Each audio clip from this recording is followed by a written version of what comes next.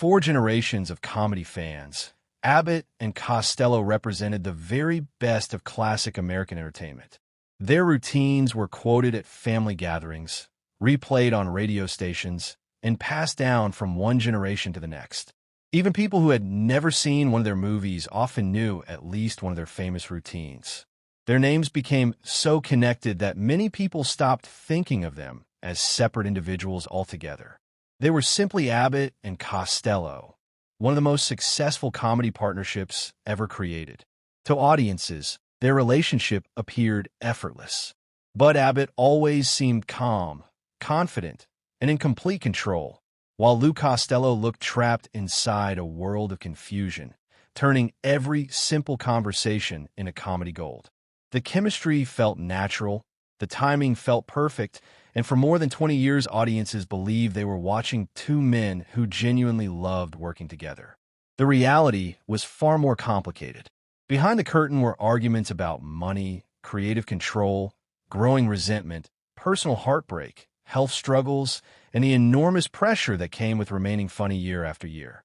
Like many legendary partnerships, the public only saw the finished product. They never saw the sacrifices required to keep the act alive. And eventually, that act began to break apart. The tragedy of Abbott and Costello isn't simply that they split up. It's that two men who brought joy to millions slowly found themselves unable to repair the friendship that made their success possible. The story begins long before Hollywood came calling, before the sold-out theaters, radio broadcasts, and movie contracts. Both men were struggling entertainers trying to survive in a brutally competitive business. Bud Abbott grew up around show business and developed a deep understanding of comedy. While he lacked the flashy personality of a headline performer, he possessed something every comedian needed: the ability to make other people funny. Being a straight man sounds simple, but it's one of the hardest jobs in comedy. The straight man must guide the conversation, control the rhythm, and create opportunities for punchlines without stealing attention from the comic. Bud Abbott mastered that balance. Lou Costello brought something entirely different. Where Abbott was controlled, Costello was emotional. Where Abbott relied on precision, Costello relied on instinct. Audiences connected with Lou because he felt human. He wasn't trying to be the smartest or coolest person in the room. Instead, he became the audience's representative inside the joke. When Lou looked confused, people laughed. When Lou became frustrated, they laughed harder. And when Lou completely lost control, audiences loved every second of it. The partnership began almost by accident. During a performance in Brooklyn in the early 1930s, Costello suddenly found himself without his regular comedy partner. Needing someone to step in, he turned to Bud Abbott. What happened next changed both of their lives. The rhythm worked, the timing worked, and most importantly, the audience responded. Within a short time, they were performing together regularly, building a reputation through burlesque theaters, vaudeville stages, and radio programs. By the late 1930s, industry insiders were beginning to notice. By the early 1940s, the rest of the country noticed too. Their rise was remarkably fast. Radio audiences loved them, movie audiences loved them, and families across America embraced them. During World War II, their popularity exploded. At the height of their success, they became one of the most profitable acts in entertainment. Their movies earned millions, their radio programs attracted enormous audiences, and their public appearances drew huge crowds. For a time, they were among the biggest stars in America. But success creates problems of its own. When two performers are struggling together, they share a common goal: survival. When they become rich and famous, questions about credit, recognition, and who deserves the larger share of the success begin to emerge. Lou Costello was unquestionably the star attraction in the eyes of many fans. People bought tickets to see Lou's reactions, quoted Lou's lines, and remembered Lou's expressions. Naturally, Costello began feeling that he deserved more of the rewards. Bud Abbott disagreed. From his perspective, the act only worked because he provided the structure. Without his timing, setups, and control of the conversation, Lou's greatest moments wouldn't exist. Both men believed they were essential. The problem was that each increasingly believed he was slightly more essential than the other. What began as a professional disagreement slowly evolved into something more dangerous: resentment. And resentment rarely appears overnight. It builds through arguments, misunderstandings, and perceived slights.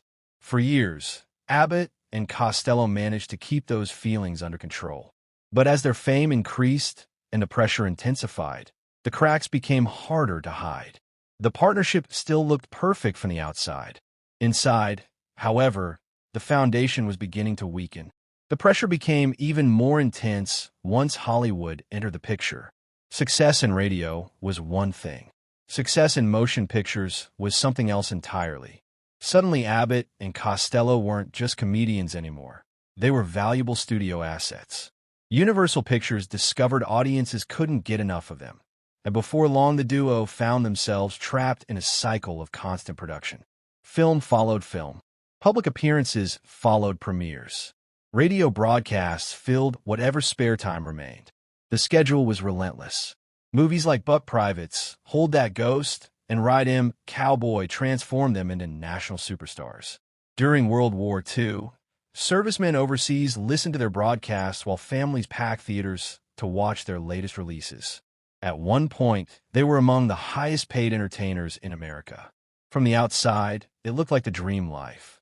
But behind the scenes, the endless workload was taking a toll. Unlike many modern entertainers who disappear between projects, Abbott and Costello belonged to an era when stars were expected to work constantly. If audiences wanted more, the studios demanded more.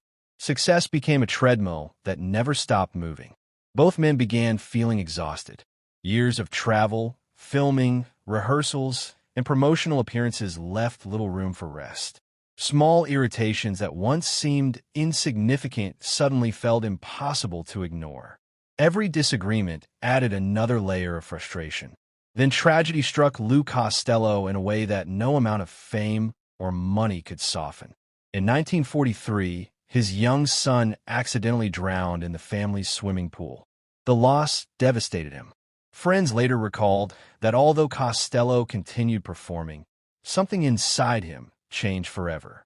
The energetic comedian who had spent years making audiences laugh now carried a grief that never completely disappeared. He returned to work because that was what professionals did in those days. The show had to continue, the movies had to be finished, and audiences still expected laughter. But those closest to him noticed a difference. The pain remained beneath the surface. For many performers, comedy becomes a shield against suffering. In Costello's case, that shield grew heavier with every passing year. To his credit, Bud Abbott supported him during this period. Despite their disagreements, Abbott understood the magnitude of what his partner had endured.